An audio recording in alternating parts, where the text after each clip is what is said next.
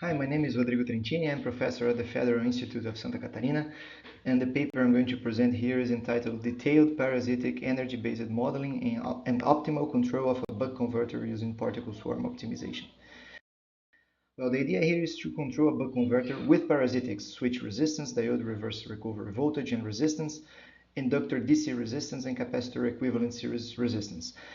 But the model with such parasitics is a little bit complex. That's why we're using the Lagrange energy method in order to tackle the modeling method here. After that, we want to make a control synthesis using a linear quadratic integrator, which we are also using a particle swarm optimization method for finding the Q and R matrices of the LQI. This is the experimental buck converter, and here is the schematics of the converter using the parasitics which I cited in the earlier slide. The Lagrangian energy method states that the kinetic and the potential energy can be found like that. We also need to use the dissipation term, which is related to the resistances. And here is the final equation that we want to solve. After linearizing, we can find the linear system for the buck converter with parasitics to be used for control. The control loop is shown here in this slide. We want to find now the K and Ki gains for the controller of the buck, and the finding of these matrices can be a little bit complex.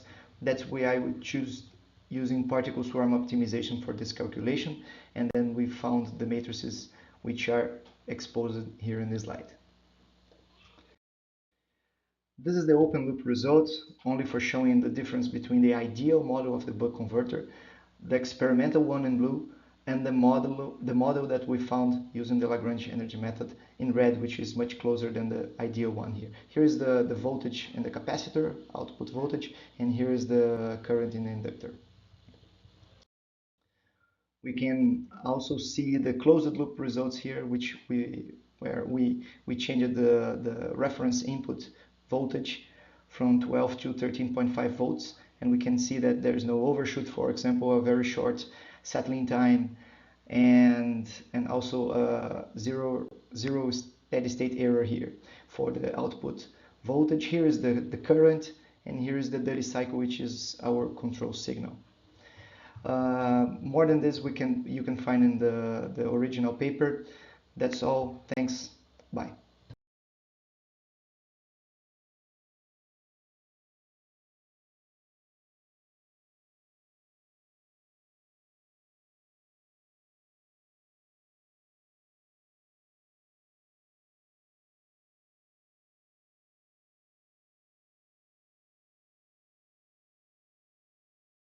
Meu nome é Gilcimar Jacome e vou apresentar o artigo intitulado Comunicação baseada na IEC 61850 para melhoria da coordenação e seletividade da proteção. Um teste bed para aplicação em um minerador desenvolvido em parceria com Tatiana Azevedo e Aurélio Coelho. A proteção de sistemas elétricos industriais deve garantir atuação rápida e seletiva, assegurando segurança, confiabilidade e continuidade operacional. Este trabalho tem como objetivo de propor uma metodologia que combina seletividade lógica e cronológica baseado na norma IEC 61850 e comunicação GUSE, garantindo coordenação da proteção em casos de falha de comunicação. O estudo foi aplicado em uma subestação de 13.800 volts de uma mineradora de Itabira, demonstrando ganhos de desempenho e coordenação entre os dispositivos de proteção. Como metodologia para validar, montamos um teste bed laboratorial utilizando IEDs de diferentes fabricantes, suítes e uma mala de testes. A metodologia integra seletividade lógica e cronológica através de dois grupos de ajuste da seguinte forma. O grupo 1 ele contém seletividade lógica e cronológica, e no grupo 2 dos IEDs contém somente seletividade cronológica. E o diferencial ele é simples: se a comunicação falhar, o sistema automaticamente troca para o grupo 2, mantendo a proteção ativa e seletiva. E aí depois dos testes, os resultados eles foram analisados em 3 cenários, sempre simulando uma mesma falta na barra entre os IEDs A e B. O cenário 1 e 2 ele não possuía a filosofia de grupo de ajuste implementado, e o cenário 3 possuía a filosofia. No resultado do cenário 1, com o sistema íntegro, a atuação da proteção foi coordenada, onde somente o IEDB atuou trip. No cenário 2, com falha de comunicação entre os IEDs, houve atuação indevida, atuando trip no IEDB e C. O evento ele ocorreu pela falta do envio do bloqueio da seletividade lógica para o IEDC. Já no cenário 3, com a filosofia de grupo de ajuste implementada, foi simulado a mesma falha do cenário B. Neste caso, com a seletividade lógica bloqueada, a atuação foi coordenada, onde somente o IEDB atuou.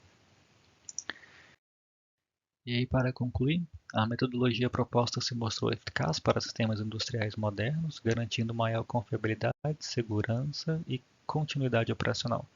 Mesmo com atraso maior, o sistema preservou a seletividade e evitou desligamentos desnecessários. E aí o estudo ele foi implantado em um painel real da mineradora, comprovando a viabilidade e robustez.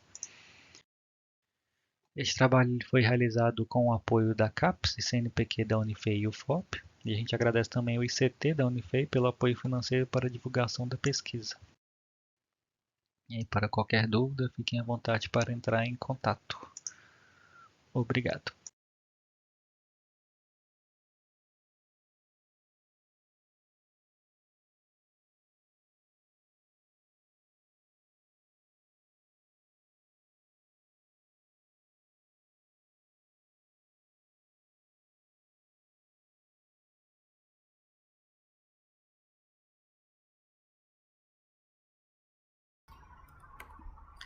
Olá, bom dia.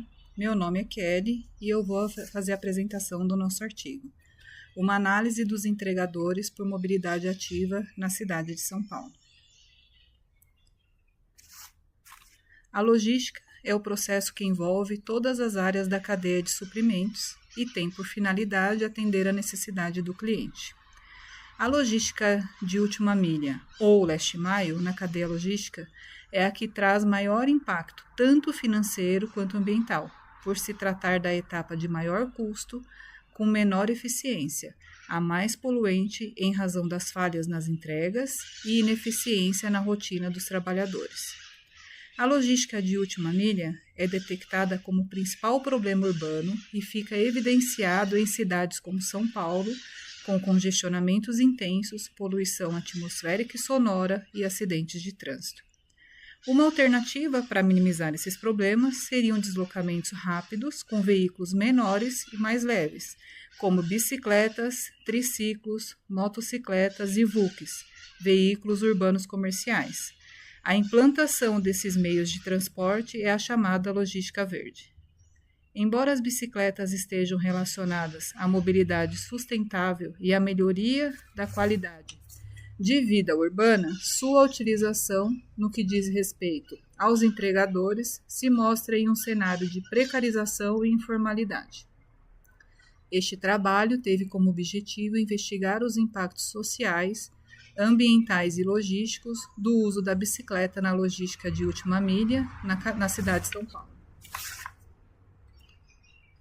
A metodologia utilizada na pesquisa foi uma revisão sistemática da literatura, com busca de artigos publicados a partir de 2019 em português e inglês, nas bases Google Acadêmico, Cielo, Scopus e Web of Science, além de dissertações de doutorado. Como complemento, assistimos reportagens sobre o assunto e acessamos sites de empresas e organizações do ramo. A pesquisa evidenciou um aumento significativo no número de ciclistas entregadores, impulsionado em grande parte pela pandemia Covid-19.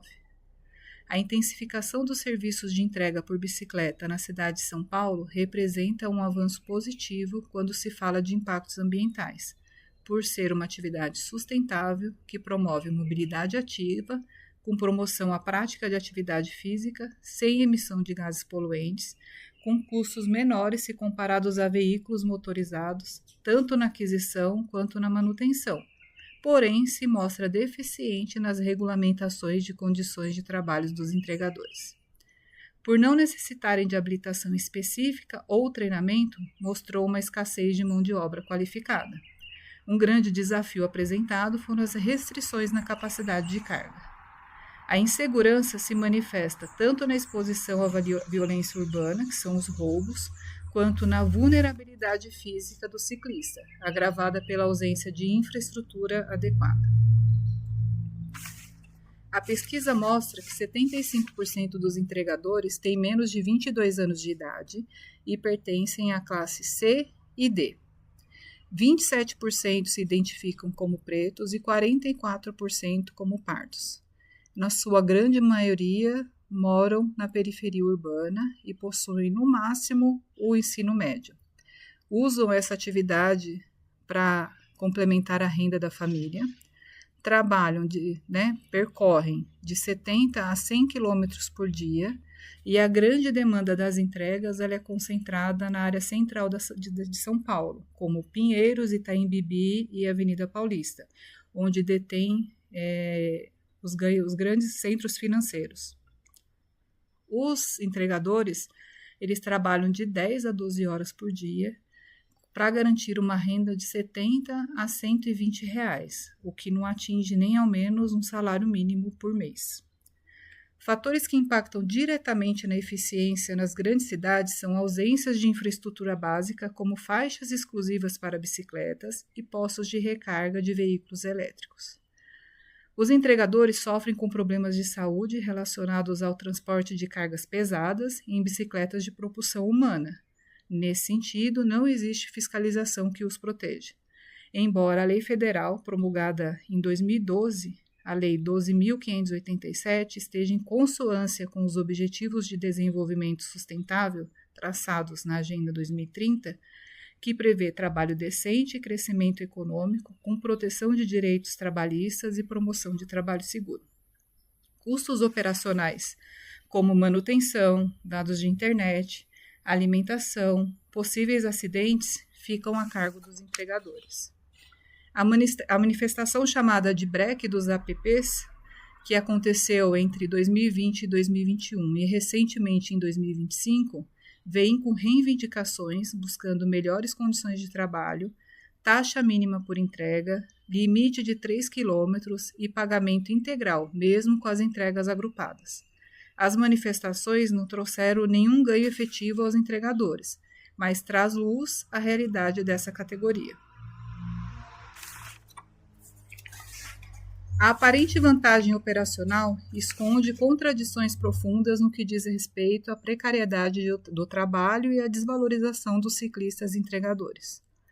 Com base nesses obstáculos, algumas ações são importantes para fomentar o uso da bicicleta na logística urbana, como o desenvolvimento de um modelo de negócios com regras claras e capacitação dos profissionais, ampliação e expansão da infraestrutura cicloviária, como integração com o transporte público, criação de vias cicláveis, pontos de apoio com banheiro e água, sinalização, políticas públicas voltadas à segurança do ciclista, linhas de crédito e incentivos fiscais à cadeia produtiva da bicicleta, bem como um fortalecimento da sociedade com relação aos entregadores. Além da produção e divulgação de estudos confiáveis que envolvam governo, empresas, sociedade civil e entidades de pesquisa. Neste estudo, ficou evidenciado que as empresas de delivery têm vantagens competitivas no uso de entregas por bicicleta, tendo seu deslocamento mais efetivo, principalmente em ruas de difícil acesso, inclusive para facilitar o estacionamento. Porém, cabe uma reflexão: a que custo?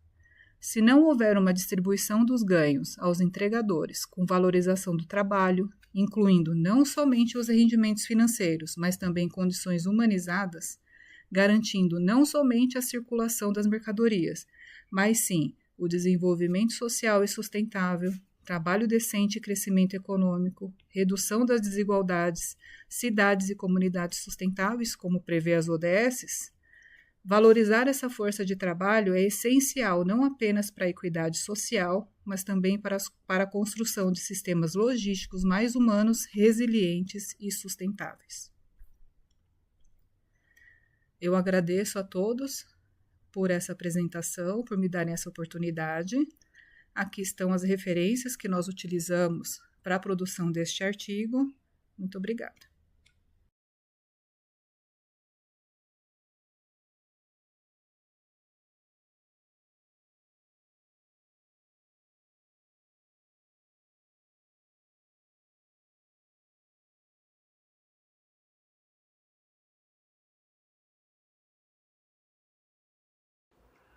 Olá, meu nome é Douglas e hoje eu vou apresentar o seguinte artigo: Assessment of Feature Selection Methods for Fault Diagnosis in Rotary Machines Using Fiber Bragg Ratings Vibration Sensors.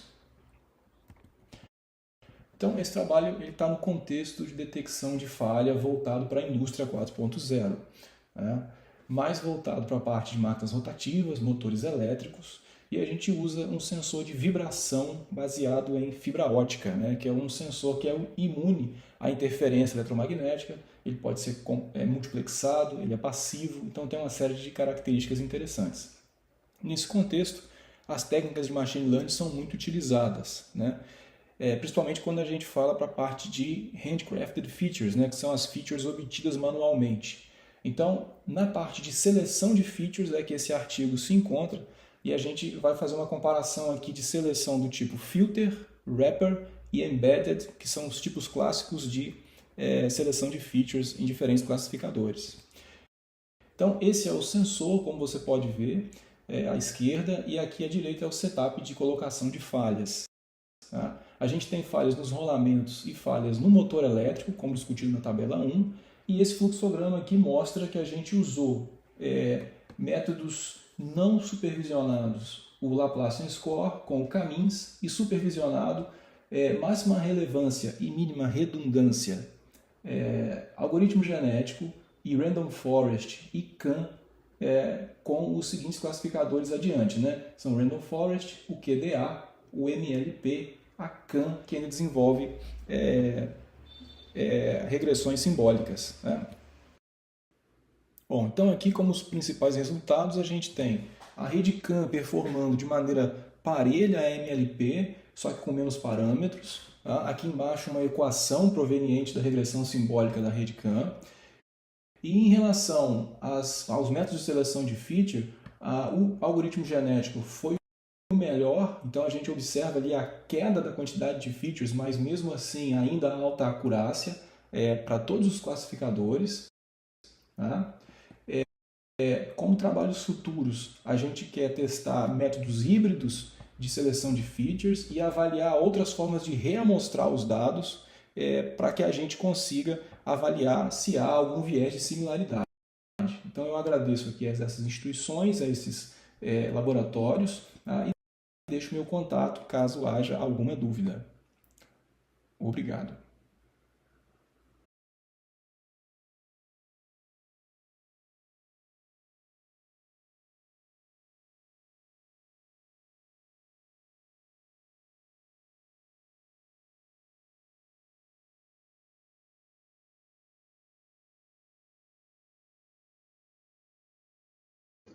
Boa tarde, meu nome é Fagner. Eu vou apresentar o trabalho nomeado Programa Mover e a Transformação Digital, Desafios e Oportunidades da Força de Trabalho nas Ferramentarias Brasileiras. Os demais autores são o Murilo Benite, a Gislaine Batistella e a Ana Fachin. Em um contexto de queda de investimento global após a pandemia, baixa competitividade no Brasil, especialmente na indústria de ferramentaria, o Programa Mover surge para promover inovações, sustentabilidade e capacitação. O Programa Mover foi instituído por uma lei em 2024, além de promover tecnologia verde, eficiência energética. Dentro da linha 4, ele traz a questão da competitividade das indústrias de ferramentaria no Brasil. E ele também substitui o Programa Inovar Alto e o Rota 2030. Os objetivos da pesquisa, ela concentra-se como o Mover suporta o desenvolvimento da mão de obra e a questão da digitalização, da modernização, especificamente como que ele vai mapear essas habilidades, quais são as barreiras e avaliar o impacto na competitividade. A metodologia foi elaborado um questionário exploratório enviado para 200 empresas cadastradas na BIMFAIR, onde 34 responderam, correspondendo a 17%. Os dados foram analisados através de estatística descritiva. O perfil dos respondentes se concentrou em empresas a partir da década de 90, nas regiões sul e sudeste. A maioria dos respondentes eram donos ou proprietários, e 28 tinham mais de 10 anos de experiência na empresa. Como a adoção das tecnologias mais adotadas pelas empresas, em maior quantidade apareceu o RP, o MES, CAD e CAM, em média o CAI e o IoT, em baixa adoção PDM, Digital Twin, inteligência artificial. As principais barreiras consistiram no alto investimento, falta de capacitação da mão de obra, resistência cultural, dificuldade de integração e infraestrutura inadequada. Como expectativa, os principais benefícios esperados são a eficiência, qualidade, redução de custos, maior velocidade de produção e fortalecimento da cadeia produtiva. Com relação às discussões, evidenciou-se a consolidação do MES, do CAD e do CAN. Verificamos gaps como o PDM, o CAI, IA, Digital Twin, e também a capacitação da mão de obra considerou-se como um pilar estratégico. Pequenas e médias empresas também necessitam de políticas de apoio. Como conclusão, o Mover apoia a adoção das tecnologias da indústria 4.0 e indústria 5.0, o desenvolvimento contínuo da mão de obra em todos os níveis da ferramentaria é um pilar estratégico e políticas de apoio são importantes para pequenas e médias empresas se manterem competitivas. Em relação às referências, foram usados 30 artigos relacionados à indústria 4.0 e 5.0, além de dados das instituições. Obrigado.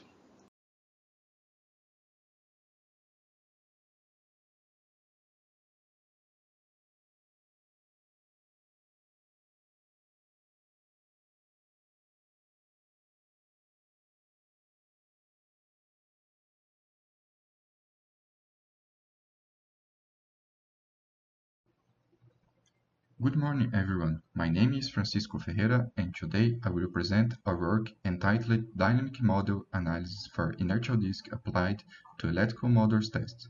Flywheels are commonly used in electrical machine test benches for both research and industrial testing. However, their dynamic behavior is rarely evaluated experimentally, which may lead to misinterpretation of results. This work aims to evaluate the dynamic model of inertial disk using experimental data and estimate its mechanical parameters through the PSO algorithm. Mechanical parameters were estimated using the PSO algorithm. The acceleration data from free-runs tests were recorded with an encoder. A first-order model widely adopted in the literature was used to represent the disk dynamics. Considering both Coulomb and viscous friction, the RMC between measured and simulated speeds served as the cost function, and the particle swarm iteratively searched for the optimum values of inertia and friction parameters. The histogram summarizes all 12 experiments, which included 3 inertia configurations and 4 initial speeds each. The results show a clear trend. The RMC increases with both inertia and initial speed, and non-ideal disks, dry friction, and mechanical branches can cause jerks, mechanical shocks, during the transition from motion to deceleration, a phenomenon not captured by the conventional first-order model. We observed that, depending on the combination of inertia and initial speed, the first-order model can adequately represent the system dynamics. However, under high inertia conditions above 0.7 kg/m² and high speeds above than 200 rpm, the actual dynamics may be misinterpreted during practical tests.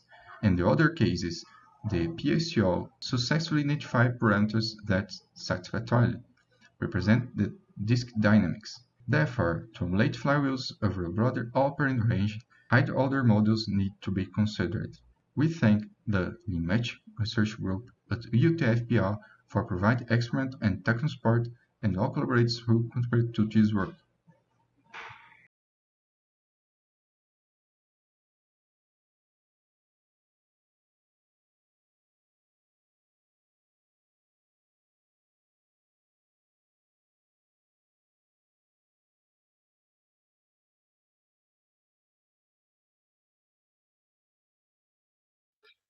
Olá, eu sou Guilherme Souza, do Departamento de Engenharia de Produção da Universidade Federal Fluminense. Apresentarei hoje uma análise sobre o impacto da transformação digital na governança do Sistema Único de Saúde brasileiro. A transformação digital tem redefinido profundamente a prestação de serviços em diversos setores, sendo a saúde uma área de impacto crescente e significativo. Nossa pesquisa busca responder à seguinte questão central: como a transformação digital impacta a governança do SUS? Nossa hipótese é que as tecnologias digitais afetam arranjos decisórios, fluxos de informação e coordenação. Se mal compreendidos, convertem-se em barreiras à própria transformação. Nosso estudo adotou uma abordagem descritiva, qualitativa, utilizando como lente a ecologia do conhecimento, com 5 componentes interrelacionados: gestão/organização do conhecimento, colaboração e cultura interinstitucional, inovação em tecnologia, capacitação e educação, monitoramento, avaliação e registro. A metodologia incluiu revisão de literatura, análise documental e triangulação de múltiplas fontes. Os principais impactos identificados foram, na gestão do conhecimento, baixa adesão de usuários/gestores, resistência à inovação, fragmentação de sistemas. Na colaboração, encontramos entraves burocráticos e resistências profissionais. Na inovação e tecnologia, lacunas técnicas, dependência do setor privado, privacidade/LGPD. Na capacitação, treinamentos insuficientes e equipes pouco integradas. No monitoramento, dificuldade de mensurar resultados e padronizar registros. Pontos críticos e ações. Os pontos críticos foram LGPD e segurança da informação, patrocínio de lideranças, assimetrias de acesso. Ações propostas são gestão de mudança com abordagem sistêmica e engajamento ativo de usuários e gestores, programas contínuos de capacitação, sistema de monitoramento com métricas claras. A transformação digital é o vetor de melhoria no SUS, desde que conduzida de modo sistêmico e multifacetado, fortalecer o ecossistema organizacional, estimular liderança e participação dos usuários, superar resistências e investir em capacitação são condições necessárias. A ecologia do conhecimento evidencia que a interação contínua dos 5 componentes sustenta um ecossistema de conhecimento sustentável. Agradecemos ao Ministério da Saúde do Brasil pelo financiamento da continuidade dessa pesquisa para promover a implementação de ações voltadas à transformação digital do Sistema Único de Saúde, à Universidade Federal Fluminense e ao Departamento de Engenharia de Produção da Universidade Federal Fluminense. Obrigado pela atenção.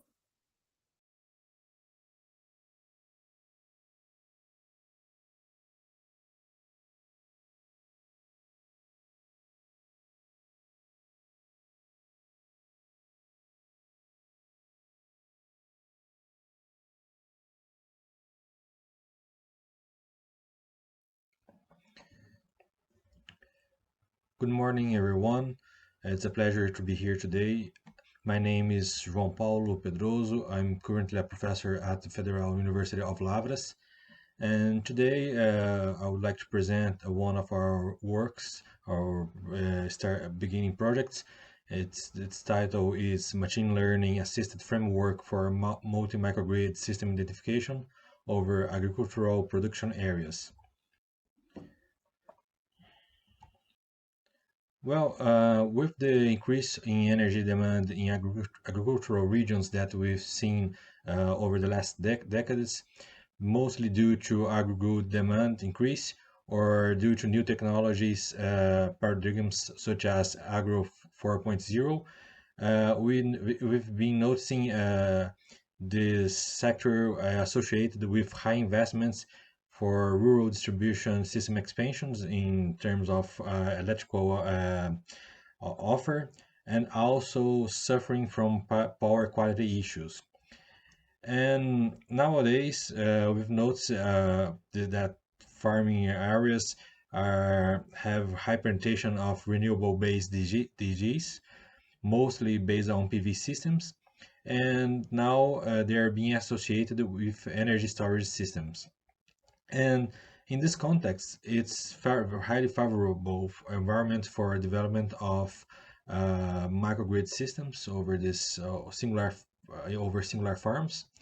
And when we have several microgrids close to each other, we could increase this system performance by aggregating those singular microgrids to form an agricultural multi-microgrid. But in this system, we have to look for synergies between both neighboring systems. So our main challenge is to identify pairs of singular microgrids over production areas, and has, due to this dynamic of the system, this combination could change over time, or if we have to search for a vast geographical area, it would be interesting to use some machine learning assisted tools to identify to help identify such systems. So the main objective of our project is to propose a machine learning assisted tool for data-driven identification of flexible farmland multi-microgrid systems.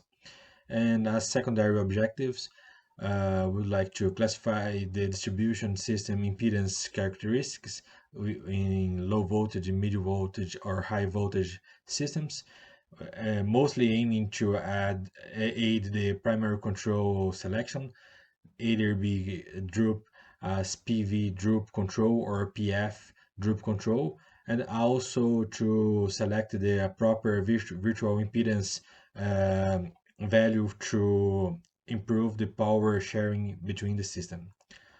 Also, our identification tool would like to account for parallel system seasonal load behavior and power capacity variation, as farmlands are mostly due to several types of production that can be combined together and have different patterns on its energy demand. Also, this system would consider the distributed energy resources complementary behavior and energy storage system combination. It will evaluate the adequate supervised machine learning based method for system identification, so select the proper algorithm to search for these combinations, and also that being able to classify such systems. And also we would like to aggregate different data bases to evaluate these multi-microgrid systems for farmlands. So the proposed identification method would look out for horizontal search for the geographical multi-microgrid systems. So we've been looking over a vast area to search for these different topologies, types of connections, and also a vertical search that will account for the dynamic change on energy demand pattern, as the agricultural systems are highly dynamic. They can change production over time, and over the same topology we could face the distinct behaviors that would necessitate a reconfiguration of the multi-microgrid system. Well, some of the features that we'll be looking out will be the neighboring microgrid system direct connection. So look if there is a different direct connection between two microgrid systems. For that, we use the admittance matrix of the topology.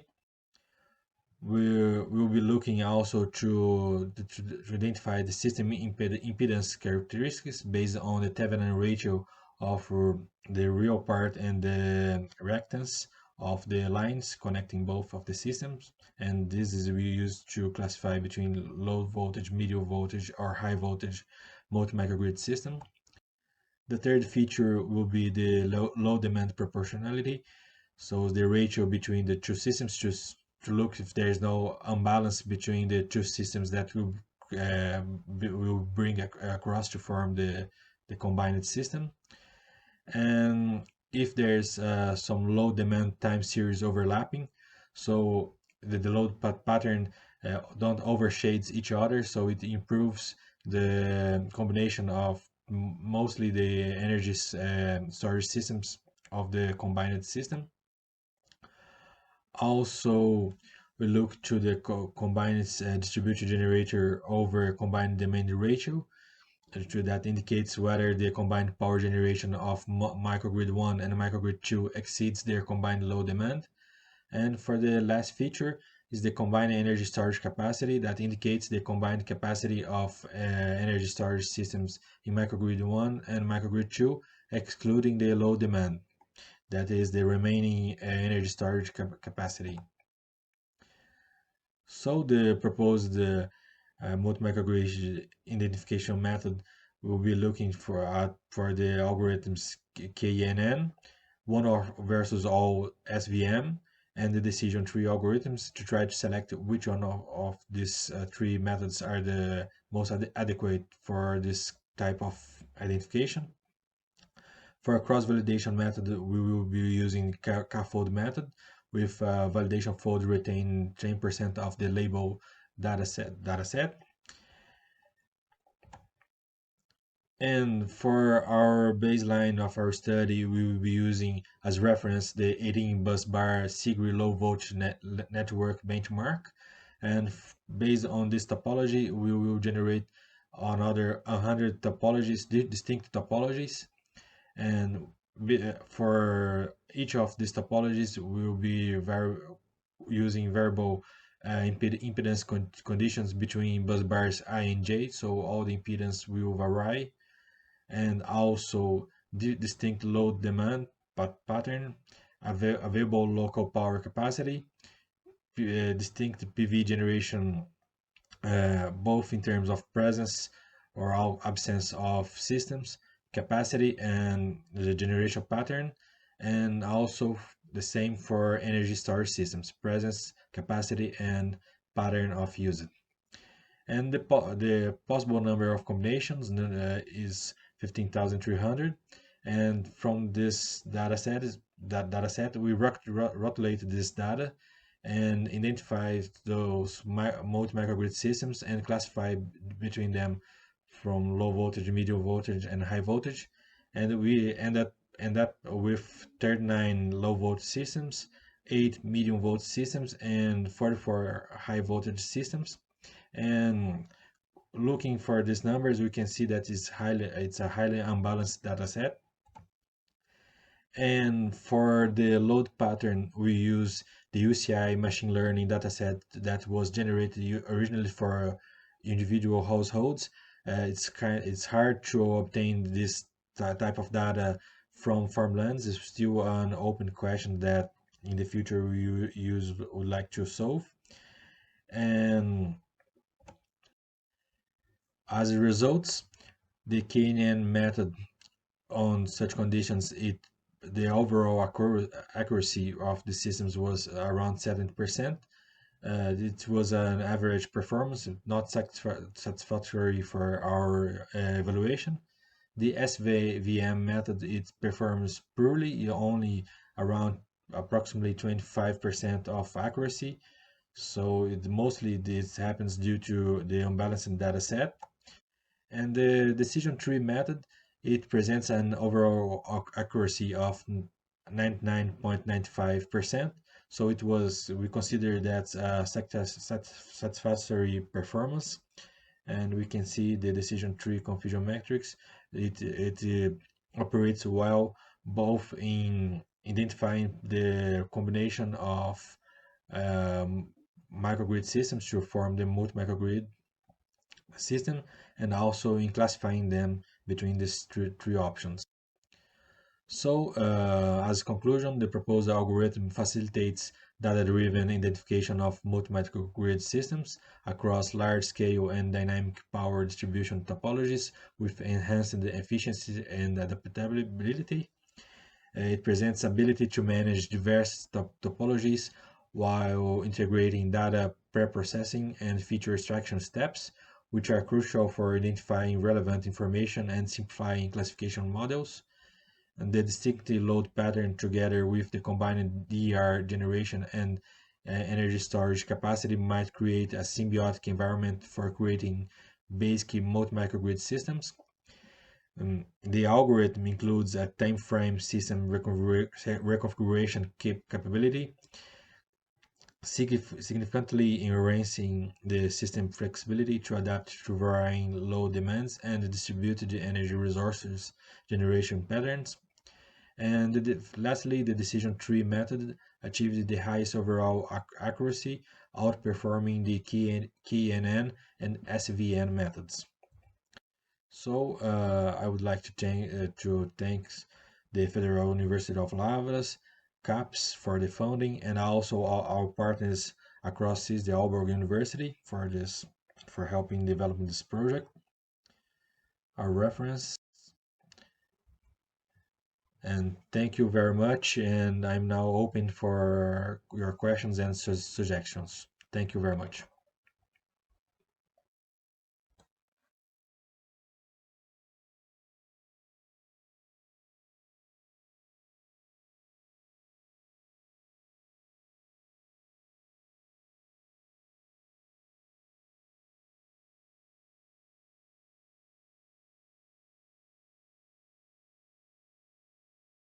Bom dia, meu nome é Lucas Lisboa e apresento o trabalho Previsão da Geração Solar Fotovoltaica por meio da modelagem estatística baseada em perfis de irradiância e temperatura. Bom, o contexto desse estudo é o crescimento acelerado da energia no mundo e no Brasil, que já ultrapassa dezenas de gigawatts de capacidade instalada.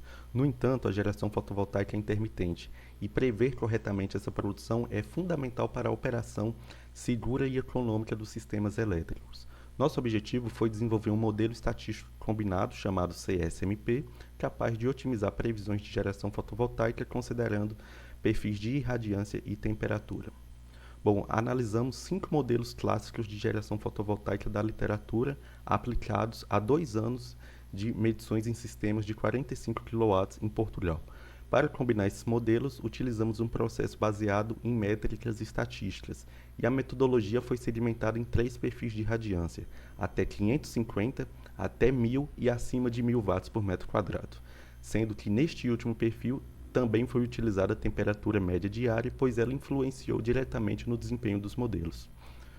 A partir dessa análise, nós criamos o CSMP, que escolhe o modelo mais adequado para cada faixa de irradiância e temperatura.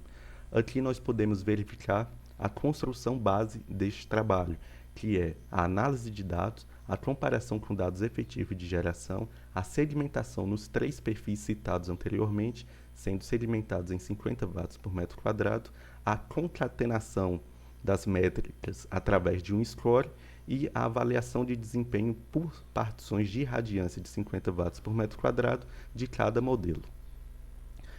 Os resultados mostraram que o CSMP superou os modelos individuais em diferentes horizontes de previsão, diário, mensal e anual, alcançando um ganho médio de 7,3% na previsão. E aqui nós também verificamos que as 2 construções desse trabalho obteve desempenho geral melhor em todas as métricas estatísticas e também no acumulado de energia em todas as condições analisadas. Concluímos que a combinação baseada em métricas estatísticas é uma abordagem eficaz para o aumento da confiabilidade da previsão fotovoltaica. Isso contribui diretamente para a integração da geração distribuída e para a melhoria da operação do sistema elétrico e utilização mais eficiente dos recursos renováveis. Gostaria de agradecer ao IFNMG e ao Instituto Politécnico de Bragança pela disponibilização dos dados.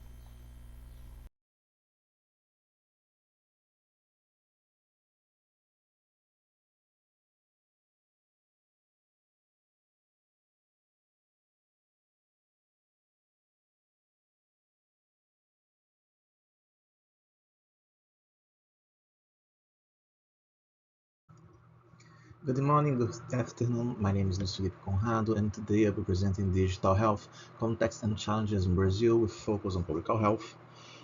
On behalf of my colleagues from UFI and UFRJ, this presentation is for IndusCon 2025.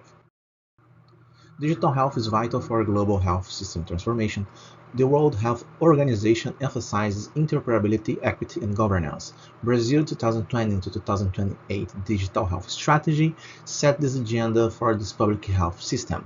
This study reviews 20 to 2025 sources to identify challenges, solutions, and comparisons with neighboring countries. To guide our study, we started by formulating a key research question about the state of digital health in Brazil's public system. We then conducted a systematic search strategy across relevant literature and applied strict inclusion criteria to ensure we analyzed only the most relevant findings. Digital health offers a powerful opportunity to transform healthcare. Our work focuses specifically on the Brazilian context, examining the challenges and strategies between our unified health system, the SUS, and initiatives like the SUS digital program. However, implementing new technologies face significant barriers. This graph shows the main reasons healthcare establishments have not adopted artificial intelligence. The single biggest obstacle cited by 60 of the respondents is incompatibility with existing equipment and softwares. This is followed by high costs at 53 and lack of training professionals at 51. Other major concerns including data quality, privacy violations, and cybersecurity threats. To better understand these issues, we compared Brazil's situations with the broader Latin America region. We found many shared challenges such as structural and digital inclusion gaps, but also key differences in policy and implementation. In conclusion, while Brazil has made progress in digital health, persistent obstacles remain. To move forward, our recommendations emphasize creating integrated systems, investing in training for our healthcare professionals, and strengthening data security. Finally, we'd like to acknowledge the Ministry of Health for funding this research, which aims to promote the digital transformation in SUS and strengthen our public health system for everyone. Those are our references. Thank you to everyone and have a good day.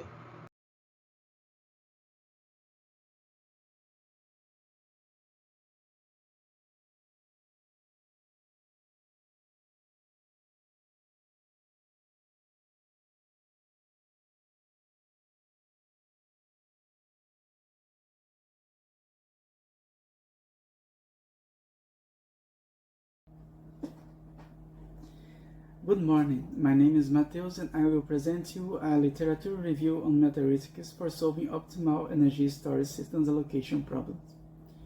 Energy storage systems are become essential to handle issues caused by high penetrations of renewable sources in the distribution systems. Because of that, many studies explore how to optimally integrate these devices in power networks. In this work, we analyze several papers to identify common methodologies, algorithms, and research trends in this field. First, we define keywords and create Boolean queries. These were applied to scientific literature platforms restricted to the last 5 years. After filtering out unrelated papers, we select 30 studies directly focused on ESS sizing and allocation. Then, we analyze them to answer 4 research questions summarized in this slide. The first analysis looked at publication time and location. We observed a sustained and international academic interest. The most common application scenarios include cost reduction, renewable intermittency mitigation, voltage regulation, power loss minimization, and some newer studies explore mobile energy storage systems and emissions reduction. Regarding meta-heuristic techniques, genetic algorithms, particle optimization, and hybrid methods are the most frequent. Bio-inspired and machine learning enhanced approaches are gaining attention also. Typical objective functions target cost, losses, or voltage stability, while environmental goals are emerging. Constraints yet remain mainly technical, involving power balance and voltage limits. Overall, the literature shows a shift from single objective to multi-objective frameworks that combine economic, technical, environmental, and social aspects. Hybrid and bio-inspired algorithms dominate with growing use of machine learning. Also, we find out some gaps, such as lack of standardization in uncertainty modeling, weak integration of policy social aspects, and inconsistent benchmarking systems and test systems. The future directions found are unifying uncertainty frameworks, regional and real-world validation, and more holistic approaches. These are the main references that were used to analyze the papers, and here are the emails to contact the authors. Thank you for your attention.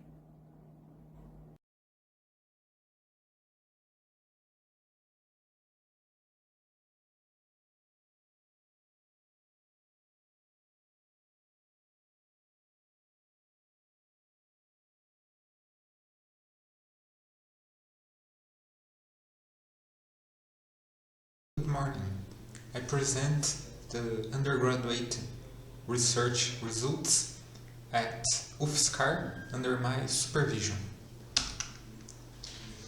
Model predictive control is an alternative for the control of induction motors. There are two challenges to be highlighted. Torque ripple, which is solved by two-vector techniques, and parametric dependence, which is solved by the proposal of model-free techniques. Our goal here is to merge these two techniques for induction motor drive in order to balance these challenges, since they are against each other initially, because two-vector techniques use more system model for the control. We used an observer based on an ultra-local model for current estimation. These equations are part of the system diagram, where you can see how the information is fed to the control. This control is a loop where all voltage vectors are evaluated and the prediction and costs are calculated. The vector with the lowest cost is chosen and applied by the inverter. We can see in simulation how there are parameter mismatch scenarios where torque ripple was reduced when compared our technique with the two-vector technique with usual model. Table data shows the same features for different scenarios. Therefore, our technique achieved our goals. We thank the funders. For the information, please contact us. And thank you.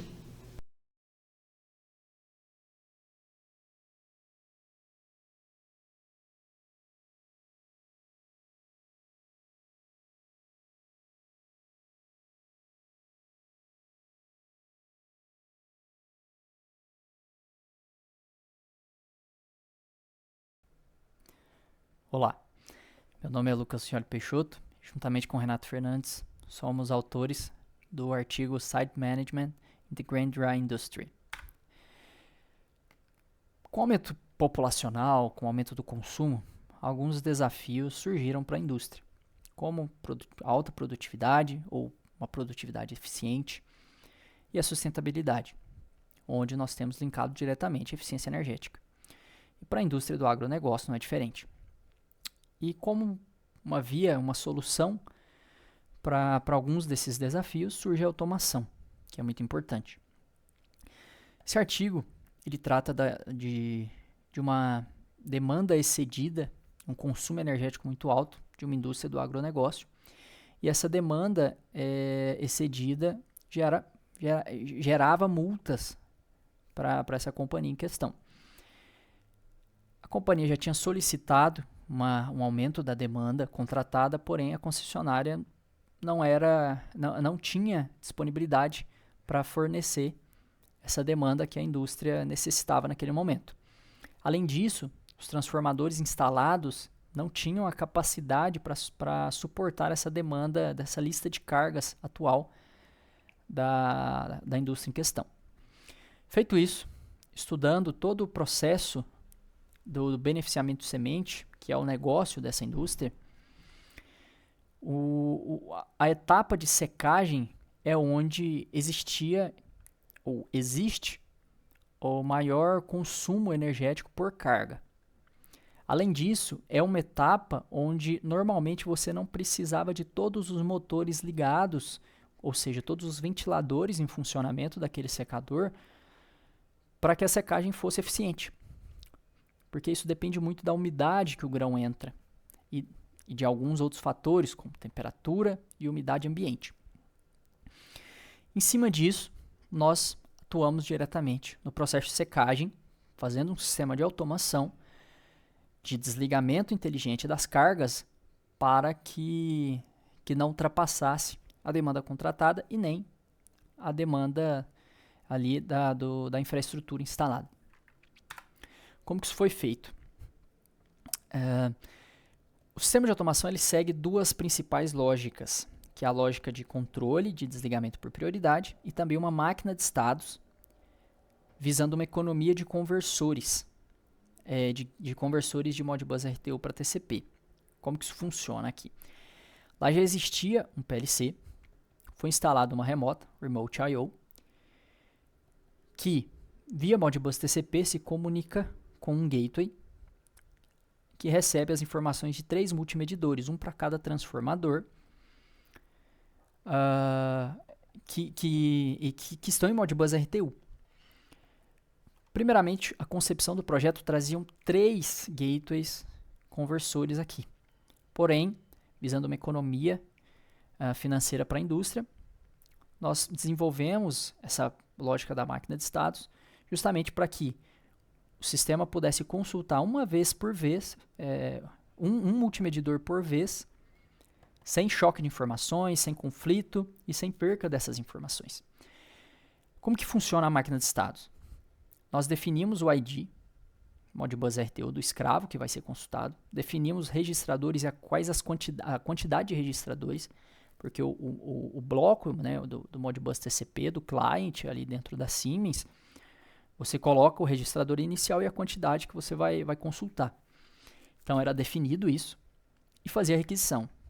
A requisição foi feita com sucesso, armazena-se os dados e parte para a próxima requisição, onde tudo será feito novamente para o segundo multimedidor, depois para o terceiro, depois volta para o primeiro e continua, sempre fazendo uma consulta por vez. O que deu certo, foi validado, foi implementado no cliente e trouxe aí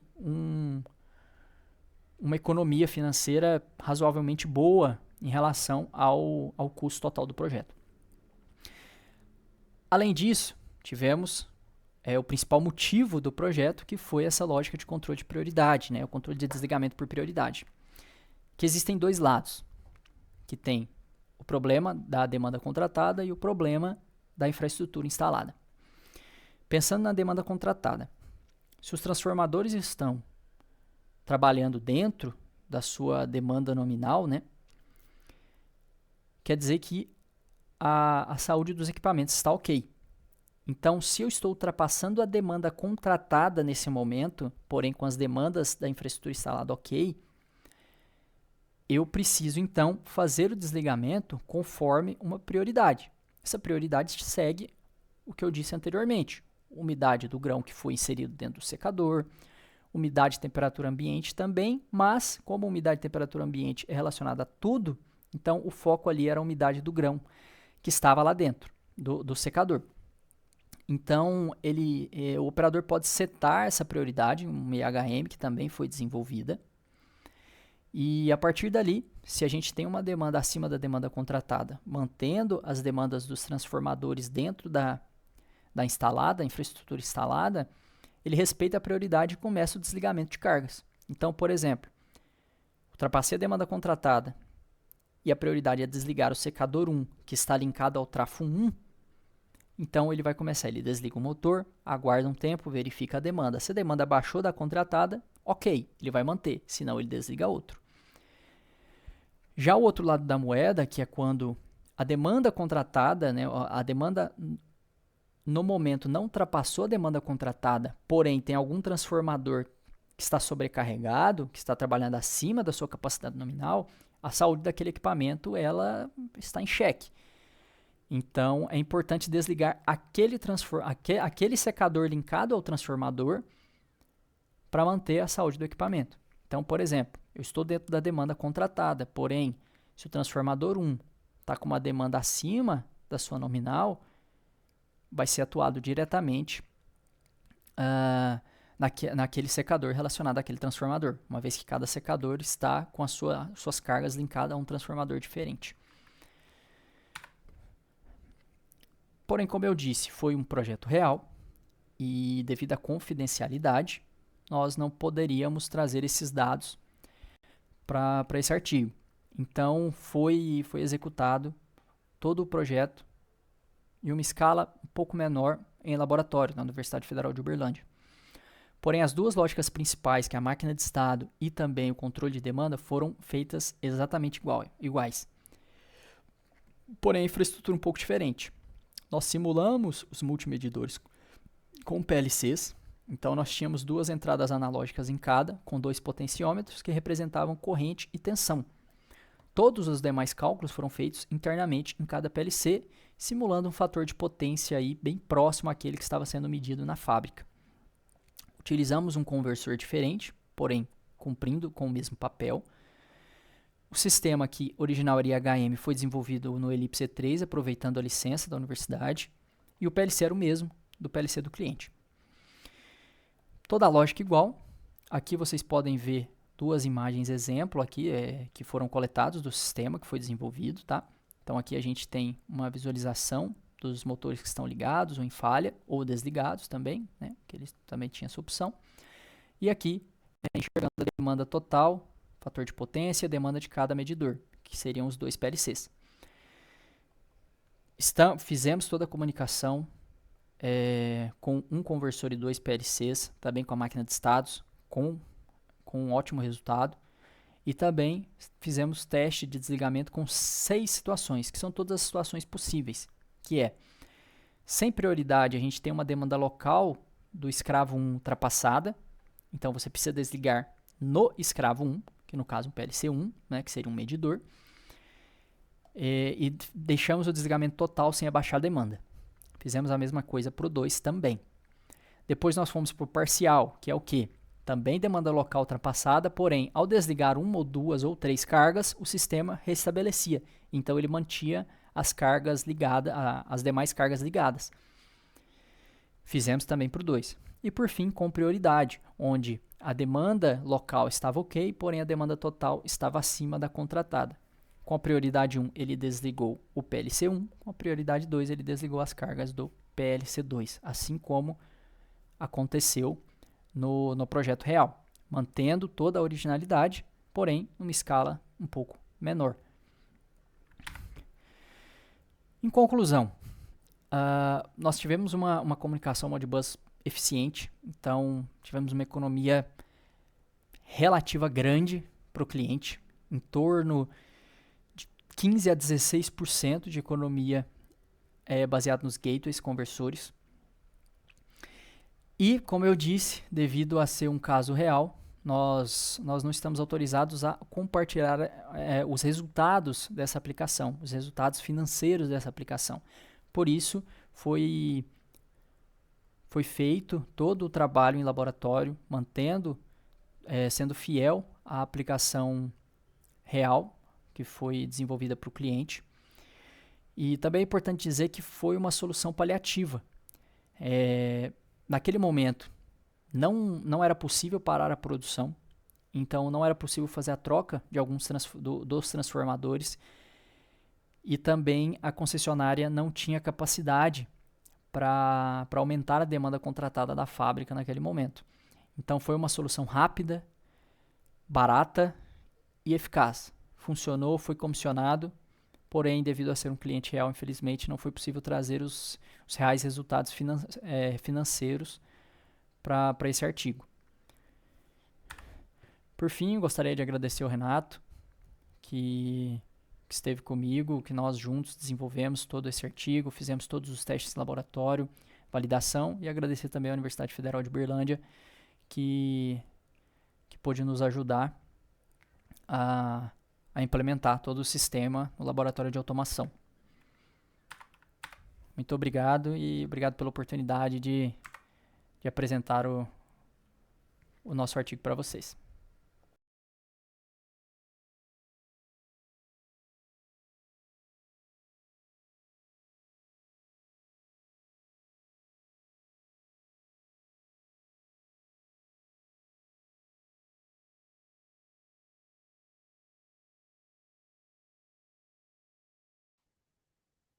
Design, optimization, and modeling of linear induction motor for UAV launching application based on equivalent circuit model. The EMALS is recognized as an emerging technology for quickly launching both manned aircrafts and UAVs from mobile platforms with a short runway. The main subsystems of EMALS are as given. The figure shows the structure of EMALS. Here, a long primary double-sided linear induction motor has been selected for UAV launching applications due to its advantages mentioned here, such as low cost and low maintenance required. Functional requirements of EM catapult system are as shown here. Here, the stator is very much longer than mover, and hence the entire stator assembly is divided into 14 identical modules. The machine is designed to operate under the operating conditions at the final stage of the launch process. The preliminary design parameters are as shown in the table. The preliminary design is verified by developing a finite element 2D model in ANSYS Maxwell software and simulating the same over the launch interval of 600 milliseconds, and one module of such model is shown here. To obtain an optimum design of LIM, the effect of various design parameters on the performance and weight of the machine has been investigated based on the equivalent circuit model. The figure shows the T-equivalent circuit model of LIM. The table shows the ECM parameters calculated using dimensional parameters and material properties. Here, a PSO algorithm is used for design optimization of LPD SLIM. Aim is to minimize the losses and weight of the machine as possible while delivering the required thrust. The table shows the required feasible range of design variables. Here, the optimized design parameters are as shown here in the table. A 2D model in ANSYS Maxwell software with optimized parameters is developed and simulated for 600 milliseconds. The simulation results shows that the mover achieves 40 meters per second at 577.8 milliseconds, and the distance covered is 11.77 meters. Also, the average thrust developed is 27.64 kilonewton, and the average loss occurring is calculated from FEM analysis at 378 kilowatt. The table shows the performance comparison, and is with the optimized design, the average loss is reduced by 11.3% and the weight of the machine is reduced by 6.1%. To conclude, the PSO algorithm in conjunction with the equivalent circuit model has been used to optimize the design, and with the performance is verified using the simulation with optimized parameters. It is observed that the performance has been improved in terms of the saving average power losses by 11.3% and weight by 6.1%, while all the UAV launch requirement has been fulfilled. These are the references.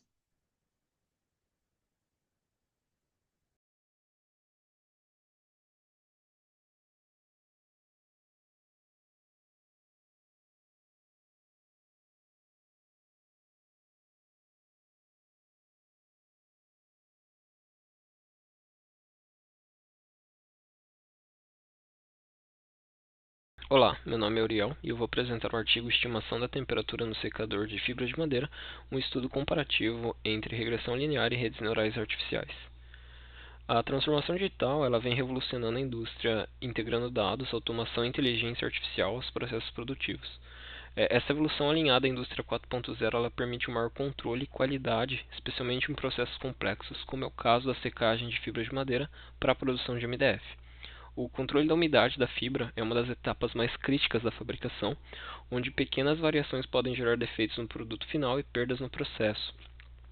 Hoje a temperatura do secador é ajustada manualmente, com base na experiência do operador, o que torna o processo subjetivo e impreciso. Diante disso, o objetivo desse trabalho foi desenvolver modelos que automatizem a escolha de temperatura ideal do secador, usando dados reais de uma planta industrial brasileira de MDF, junto aos métodos de regressão linear múltipla e rede neural artificial do tipo MLP. Falando um pouco da metodologia, os dados eles foram selecionados com apoio do especialista do processo, foram limpos e divididos em conjunto de treino, validação e teste. Foram realizados ali mais de 200 experimentos com diferentes topologias de rede, variando o número de camadas ocultas, neurônios, funções de ativação e solvers, além do cálculo de métricas para comparação do desempenho para cada um desses cenários. Os resultados eles mostraram que a regressão linear ela atingiu um R² de 0,54, enquanto o melhor modelo de MLP alcançou um R² de 0,78, demonstrando excelente capacidade de predição. Para permitir a simulação industrial, o modelo MLP ele foi transformado em uma equação matemática equivalente, já que o sistema existente ele não suportava a execução direta da rede neural, e essa adaptação então permitiu a simulação simular as predições no mesmo ambiente da fábrica sem alterar a infraestrutura. As simulações elas mostraram que ambos os modelos acompanharam o comportamento real do secador, mas o MLP ele apresentou menores erros e curvas mais próximas da temperatura real, comprovando sua superioridade na predição. Com isso, o trabalho ele não contribui apenas com uma comparação entre métodos de modelagem, mas também com uma proposta prática da aplicação de inteligência artificial na indústria de MDF. Como próximos passos, espera-se implementar isso na prática e a ampliação dos estudos para novas topologias e condições operacionais. O principal aprendizado aqui foi que com dados confiáveis e conhecimento do processo é possível transformar a tomada de decisão em algo mais preciso, automático e inteligente. Nós agradecemos à FESC pelo apoio financeiro e ao CNPq pela bolsa de pesquisa. Deixamos aqui os contatos e agradecemos a todos.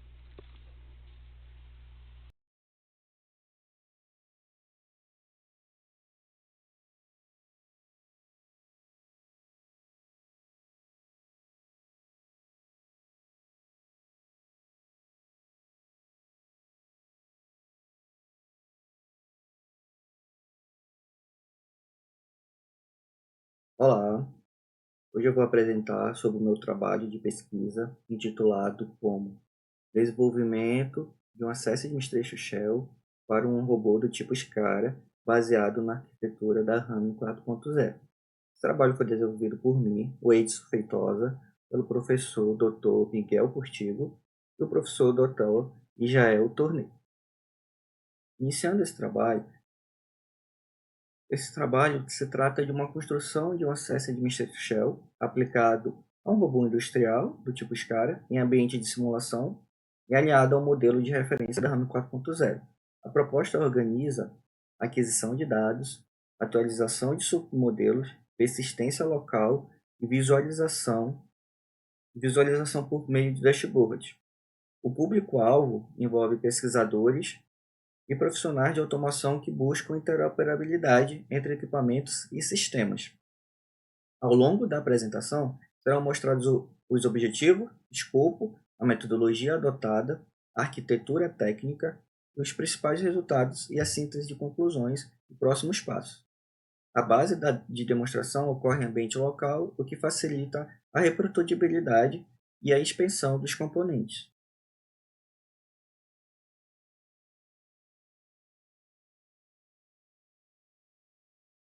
A indústria 4.0 promove a conexão de ativos físicos a serviços digitais, o que exige a padronização para que dados sejam compreensíveis entre as plataformas.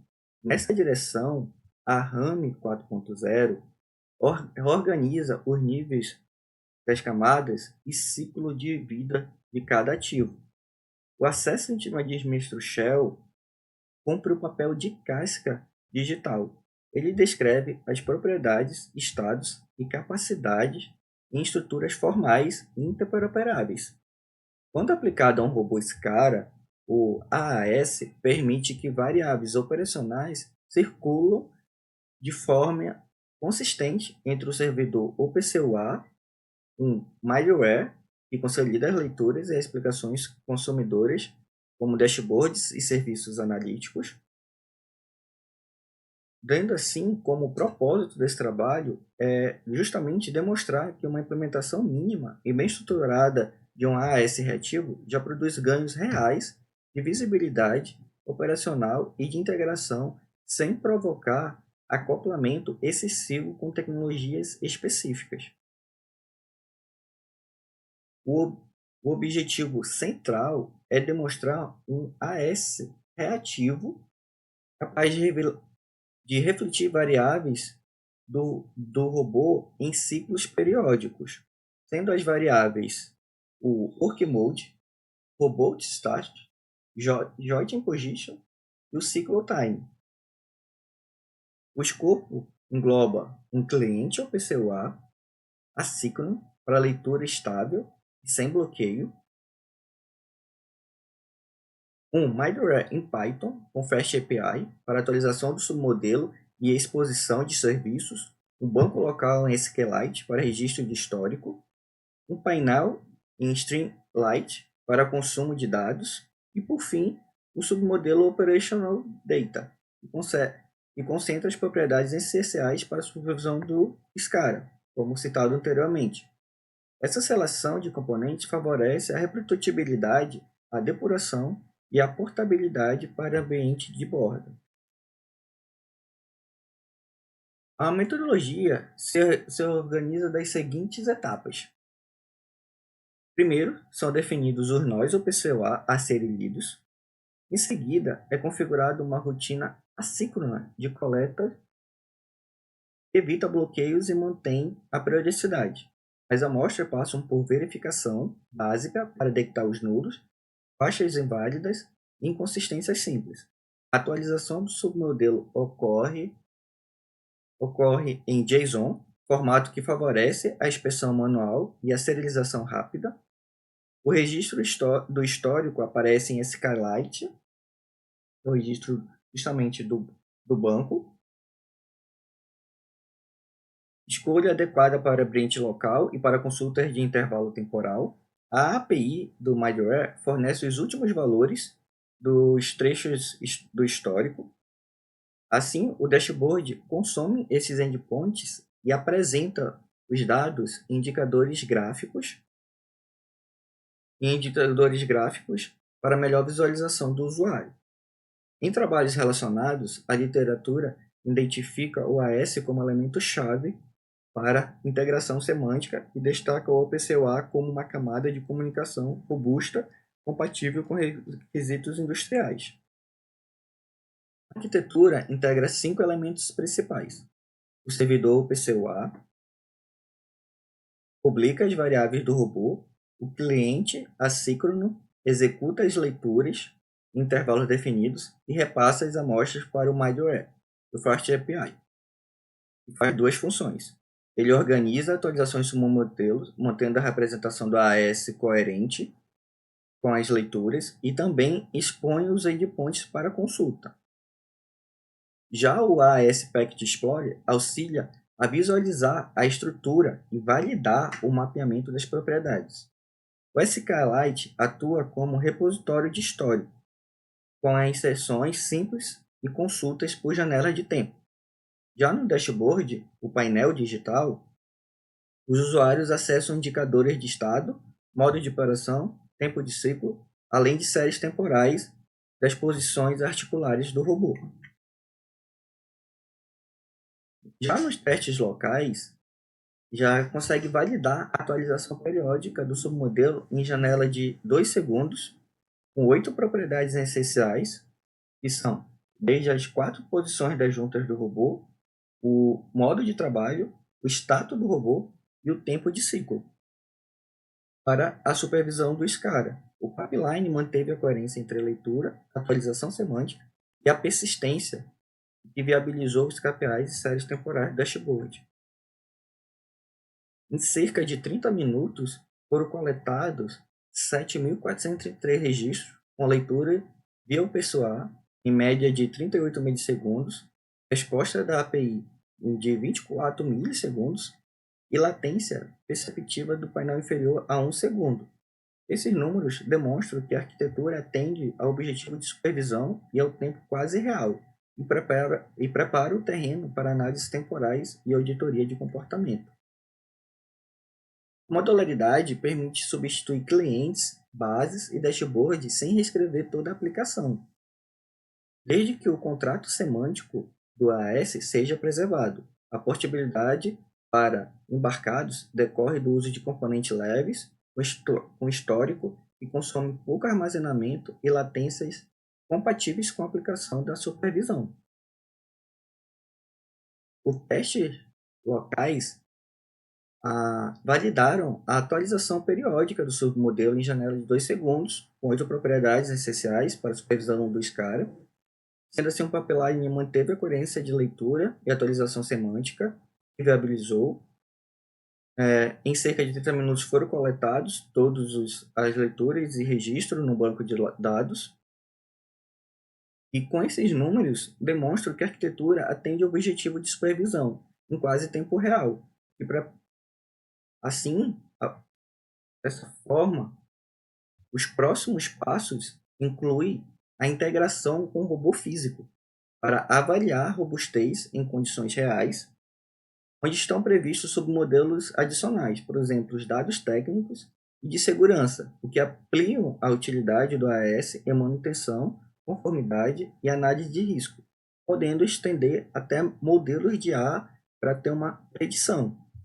A governança de dados deve estabelecer políticas de retenção, critérios de qualidade e procedimentos de atualização. A execução de borda pode reduzir latências e dependências de conectividade, desde que haja monitoramento adequado dos recursos. Por fim, pretende-se explorar modelos preditivos voltados à manutenção e qualidade de processo, apoiados pelo histórico estruturado no AAS. Encerrando, demonstramos que a viabilidade de um Access Administrator Shell reativo para um robô SCARA em ambiente local, aliado à RAM 4.0, foi uma solução que integrou a leitura assíncrona via OPC-UA, atualização de submodelos por middleware em Python, persistência em SQLite e visualização em dashboard. O submodelo Operation Data consolidou variáveis essenciais, como posições articulares do robô, o modo de operação, estado do robô e o tempo de ciclo, o que permitiu supervisão contínua com a semântica padronizada. Os resultados sustentam a proposta. A atualização ocorreu a cada 2 segundos. O histórico reuniu milhares de registros em dezenas de minutos. As leituras do OPC-UA ficaram na faixa de dezenas de milissegundos, a API respondeu também em dezenas de milissegundos, e o painel manteve resposta perceptiva inferior a 1 segundo.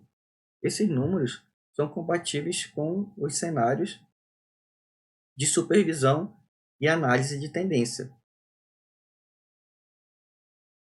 Desta forma, de ponto de vista arquitetural, a padronização do AES reduziu o acoplamento entre aquisição, representação e consumo dos dados, o que favoreceu a interoperabilidade e a transparência operacional. Assim, a abordagem mostrou a utilidade prática e oferece um caminho claro para a evolução em ambientes industriais.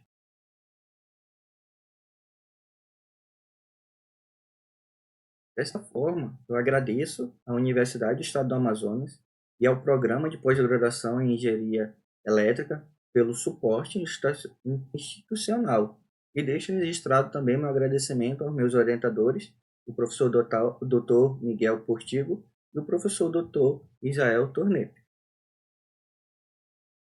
Estas são as principais fontes que sustentam a RAM 4.0 e o AES e a integração via o pessoal trabalhadas nesse projeto. A lista completa se encontra no meu artigo, onde eu posso disponibilizar os links. Em caso de interesse, eu posso também fornecer algum material além do que tem no meu artigo, se for de interesse. E também fico à disposição para comentários e colaboração. Agradeço a atenção.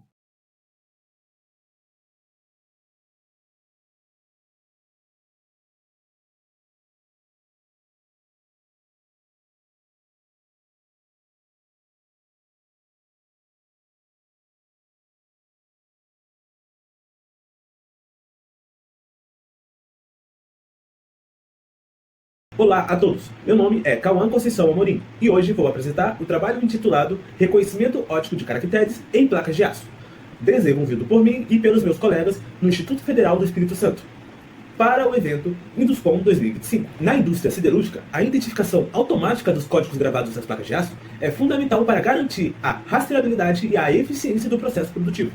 No entanto, este é um grande desafio, pois o ambiente industrial tem condições adversas, como variações de iluminação, ruído visual, movimentação das placas e o próprio desgaste das marcações.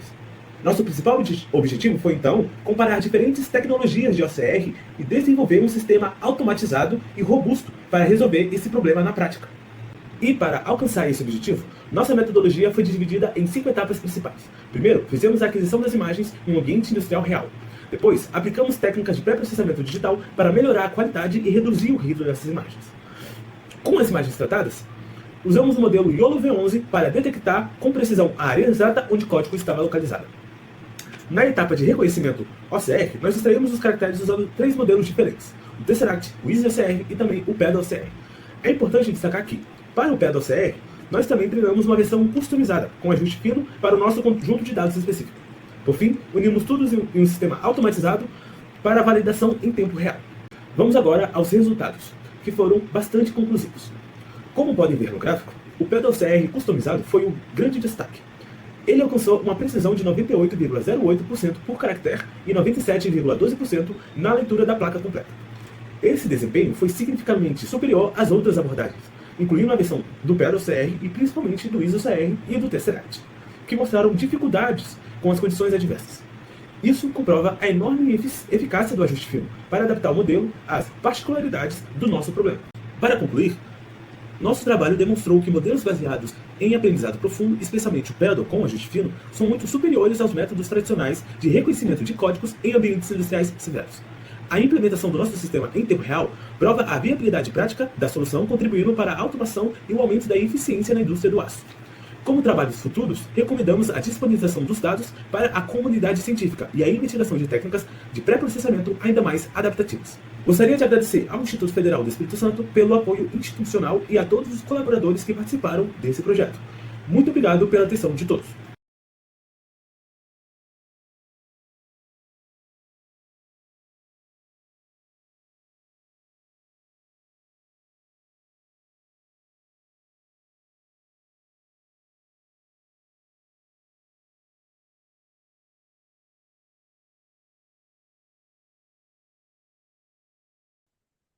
It's an honor to present a work entitled Integrating Data into Referral Management Systems, a global review and proposal for enhanced specialized care regulation, developed in collaboration with my colleagues from Brazil and Estonia. The regulation of access to specialized healthcare services constitutes a persistent challenge in contemporary health system, particularly in nations such as Brazil, where territorial extension and demographic heterogeneity accentuate inequities. Fragmented information system hinder efficiency, and integration of epidemiological, demographic, and mortality data emerges as a strategic imperative. The objective of this study was to analyze how different countries structure their regulatory systems, with a focus on integrating epidemiological, demographic, and mortality data, aiming to inform improvement in the Brazilian CISREG system, in the Brazilian regulation system.